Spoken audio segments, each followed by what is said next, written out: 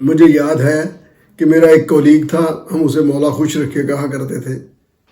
تو وہ میرے پاس آیا، بڑا اس کا سٹائل تھا، اینک اور سگریٹ اور کش اس نے لگانا بڑا بازو اٹھا کر. تو مجھے کہنے لگا کہ فلاں چودھری صاحب آج کل بڑا روزانہ کوئی موزر کوئی پتہ نہیں کیا کیا اصلوں کے نام تھے وہ لے کر آتے ہیں. میں نے کہا وہ کس لیے؟ کہتا پتہ نہیں. میں نے کہا فلاں کے لیے؟ نہیں. فلاں کے لیے؟ نہیں. تو مجھے کہنے لگا، تو میں نے خود ہی کہا، میں نے کہا تو پھر میرے لیے؟ تو اس نے اسبات میں جواب دیا کہ ہاں آپ کے لیے. میں نے کہا کیسے بے وقوف آدمی ہو، مولا خوش رکھے. اس نے اتنی کرپشن کی ہے، اتنا لوٹا ہے، بے دریغ لوٹا ہے، اتنا کچھ بنایا ہے، اس لیے کہ وہ مجھے جانی نقصان پہنچا کر تو خود اپنے بھائی گاؤں میں اس کی میت جاتی. سارا زمانہ دیکھے.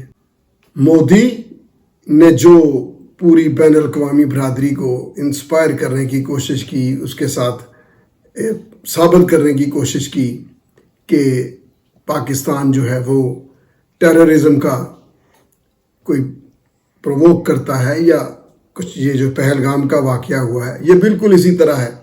جو پرانے کھنڈر بدماش ہوتے ہیں نا، ہوتے وہ اندر سے بزدل ہیں، وہ کیا کرتے ہیں مخالف پر پرچہ کرانے کے لیے نا خود ہی اپنے بندے کو فائر مار دیتے ہیں.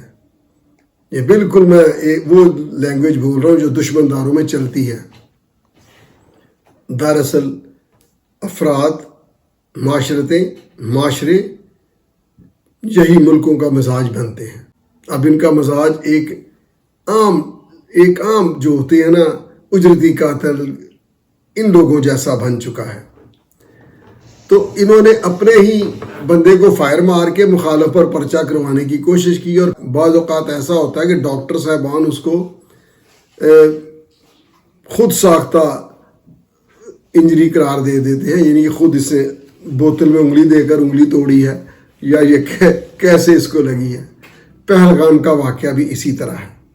اور اتنی جلدی تو کھانا کھانے کے بعد کوئی چائے نہیں پیتا جتنی جلدی واقعہ ہونے کے بعد مودی صاحب آپ نے پاکستان پر الزام لگا دیا. پراکسی وار آپ پاکستان میں جاری رکھے ہوئے ہیں، بلوچستان میں آپ نے جو کیا ہوا، اور پھر جو افغانستان کے ذریعے آپ نے کیا. پاکستان 30 سالوں سے دہشت گردی کا نشانہ بن رہا ہے، اور بین الاقوامی جنگیں اس پر مسلط کی گئیں. وطن عزیز کی فوج نے، اللہ نے اس کو سرخرو کیا.